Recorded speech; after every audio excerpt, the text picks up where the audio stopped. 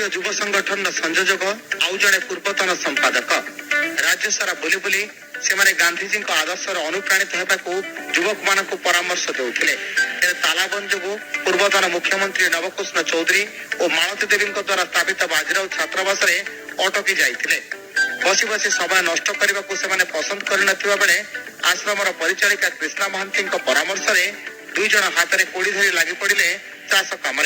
2 मासर अक्लांत परिश्रम करी कलरा भेंडी काकुड़ी साग आदि बहुत फसल फल पारि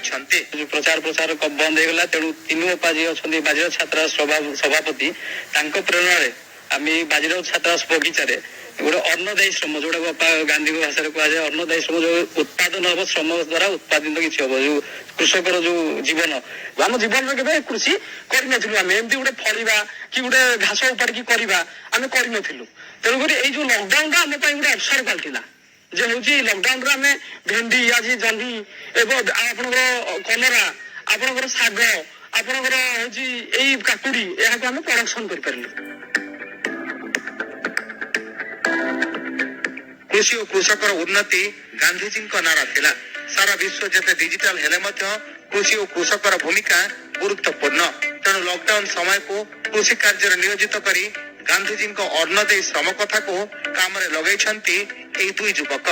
जहाँकि अन्य आवश्यकता को किसी कांश पूरण कर श्रम आज युवपीढ़ी एक उदाहरण लॉकडाउन समय छात्रावास जमी किसी रवि फसल उत्पादन कर जहाँ युवक मान उदाहरण पलटि अनेक युवक कार्य को प्रशंसा कर एक आदर्श सृष्टि कर सारा युव समाज प्रत्येक युवक वर्तमान बुझा उचित आम जो श्रमर मर्यादा तार जो श्रम कर जो उत्पादन जहाँ आम पाइले तार फल से थे जागले चाखीगले पछक फेरबे नहीं वास्तव पक्षे तालाबंद समय सदुपयोग करने समाज निश्चित रूपे एमान ठारू शिखिब अनुगुल संग्राम रंजन नाथ, ईटीवी भारत।